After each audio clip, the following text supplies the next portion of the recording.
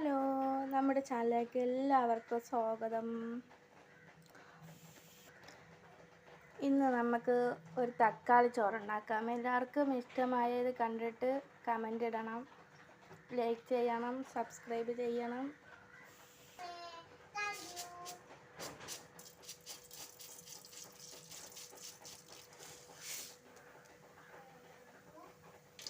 ഒരു പാൻ ചൂടാക്കി അതിലേക്ക് ഇത്തിരി കടുക് ഇട്ടു, അതിനകത്ത് കറിവേപ്പില ഇട്ടു.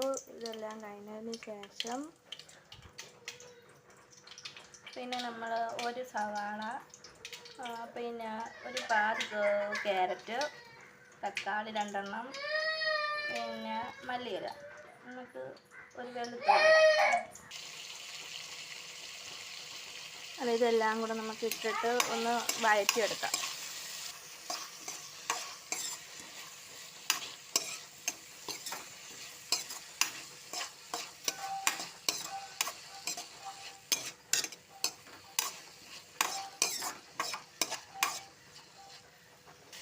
ഒരു ടീസ്പൂൺ ഉപ്പ്, നമുക്ക് നന്നായിട്ട് നല്ല വഴറ്റിയെടുക്കണം.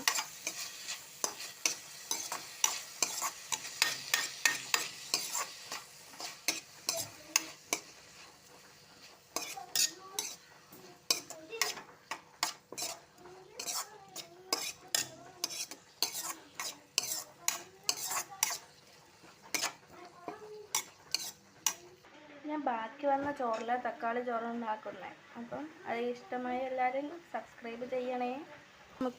നമുക്കിതിനെ ഒന്ന് അടച്ച് വേവിക്കാം. ആവശ്യമുള്ളവർക്ക് മുളക് ഇടാം കേട്ടോ. നമുക്ക് ഇച്ചിരി മുളക് പൊടി ഇടാം ടേസ്റ്റിന് വേണ്ടിയിട്ട്.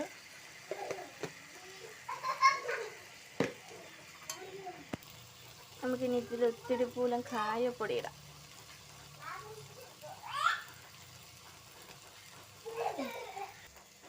നമുക്കിതിലോട്ട് 2 ഏലക്കയും കൂടെ ഇടാം. അപ്പോൾ ഇത് നല്ല തക്കാളിയും ക്യാരറ്റും എല്ലാം നല്ല വഴന്ന് വന്നിട്ടുണ്ട്. ഇനി നമുക്കിതിലേക്ക് ഒരു മുട്ട പൊട്ടിച്ച് വയ്ക്കാം. അപ്പോൾ നമുക്ക് മുട്ട നന്നായിട്ട് വഴറ്റി കൊടുക്കാം. അത് കഴിഞ്ഞ് ഒന്ന് ഇതായി വരുമ്പോഴത്തേക്ക് നമുക്ക് ചോറും കൂടി ഇട്ട് കൊടുക്കാം. നല്ല അടിപൊളി ടേസ്റ്റാണ്. എല്ലാവരും ഉണ്ടാക്കി നോക്കണേ. ഇനി നമുക്ക് ചോറിട്ട് കൊടുക്കാം.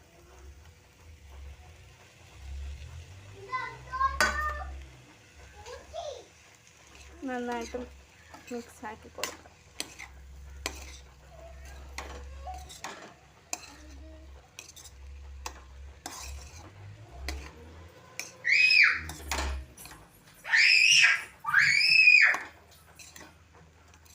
നമുക്ക് ഇച്ചിരി കറി മസാല പൊടി ഇടാമേ, ഇച്ചിരി നല്ല ടേസ്റ്റിന് വേണ്ടിയിട്ട്.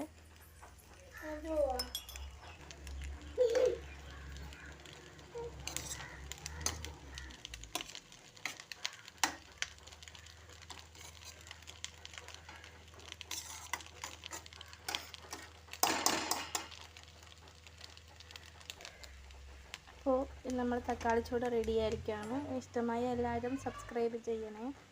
Thank you. Tata, bye bye.